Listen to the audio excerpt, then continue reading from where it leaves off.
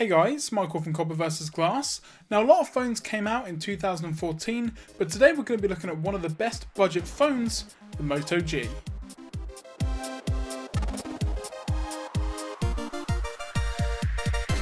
Now the theme of this video is going to be value for money, as you can pick the Moto G 2014 edition up here in the UK on Amazon for around £140, and for that you are actually going to get quite a lot of good features. You can get dual front facing speakers, a great front facing camera so you can take all the selfies that you need to.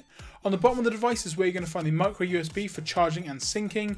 The left hand side of the device is completely clear.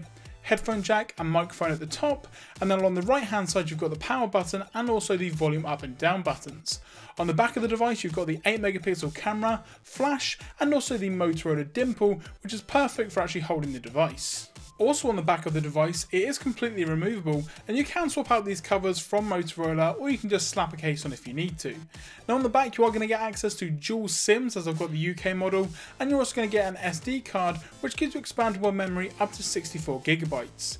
Inside the device you are going to find the Snapdragon 400 processor clocked to 1.2 GHz, the Adreno 305 GPU, 1GB of RAM, and all the Moto G 2014 comes standard with 8GB of memory, but as I mentioned previously, that is upgradable to 64GB, so you can get all the media on here that you need to. Now one thing that I was really impressed with was just how good the phone actually runs. Now it's actually at the moment on KitKat 4.4.4, but it is going to be getting Android Lollipop very soon, so do keep an eye out for that, and I will update the link in the description once 5.0 becomes available for the Moto G.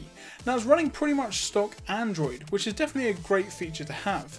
Now obviously the processor isn't necessarily the best out there at the Snapdragon 400, but in terms of the actual device itself, it works perfectly fine.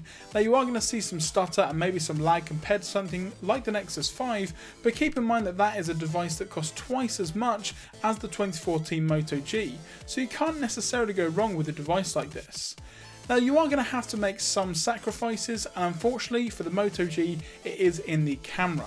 Now I'm not saying that it's a bad camera by any means, but it's not necessarily the best that you're going to be getting out there, but again guys, do keep in mind that this is a budget phone. So just having a look at some of the examples of the photos here, you can see that the actual focus is very good. I actually use the stock Moto G camera for all these photos, but you can install a third party camera like the Google camera if needs be. And the lighting and also the vibrancy of the photos is definitely very nice. Now you can change the aspect ratio, and the front facing camera does a pretty good job, although it can lose focus sometimes. Now where the Moto G definitely fails, in my opinion, is with the video. As you can see here, the lighting itself is not great. I was kind of pointing the camera directly at the sun, so that's kind of a bit my fault. But just in general, when I'm moving around, the colours aren't exactly very vibrant. It does have a bit of a washed out feel to it, and it does not unfortunately autofocus, so you're going to have to push on the actual screen itself to focus in on exactly what you need. But overall, if you are looking for a camera to put pictures on Facebook or Instagram, you definitely can't go wrong. Now I mentioned that the Moto G is running nearly stock Android, and that is the case, but there are a couple of Motorola apps on here, but I wouldn't necessarily call them bloatware, as they can sometimes come in quite handy. So you do get an alerts application which alerts you to things that you may be concerned about or worried about, which is definitely a nice feature to have. Maybe not necessarily in the UK, as our weather can be quite predictable, but if you are in countries where you may be getting floods or hurricanes or anything like that for instance, then this is definitely a great feature to have. You also get Moto Assist, and what this allows you to do is set the phone up for different environments, whether you're driving or in a meeting or whether you're at home. You can set certain parameters and things on the phone to make it work just for you. But in terms of the rest of the actual device itself, it runs pretty much like the Nexus 5 did just before it got a Lollipop. In terms of the actual features, the launcher, the fact that you can access Google now directly from the home screen, or you can just say OK Google and it will work that way as well. So it's definitely a really nice launcher. As you can see here, there are multiple applications within the app drawer though. Now the reason for that is Motorola puts the camera and also the calendar and things on the device, but you can also get your own from Google, so there's a tiny bit of inconsistency, but nothing really to worry about, as you can disable certain applications that you don't need. Now throughout this video you've heard me use the word budget quite a lot. Now budget usually means a device that isn't that good, lacking in features, and just all round isn't necessarily what you need. Now keep in mind that the Moto G is only £140 in the UK, and for that money you are getting a great smartphone with a 720p screen, front facing speakers, and it's also running stock Android, which is arguably its best feature.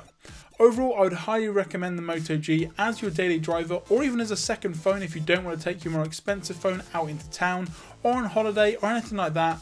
But in general, if you are looking for a great smartphone with some great features, but the camera could do with some improvement, which may come with a software update, you definitely can't go wrong with the 2014 Moto G. Thanks very much for watching my review of the Moto G 2014. Now this is going to be the last product review from Copper vs Glass of 2014 as we head into the new year, but do stay tuned and don't forget to subscribe as we're going to have some more videos coming up, including best and worst smartphone and just in general best overall tech of 2014 as we prepare for 2015 and all the brand new devices and brand new tech that we are going to get. Thanks very much for watching. I'm Michael from Copper vs Glass, and I will catch you guys in the next video.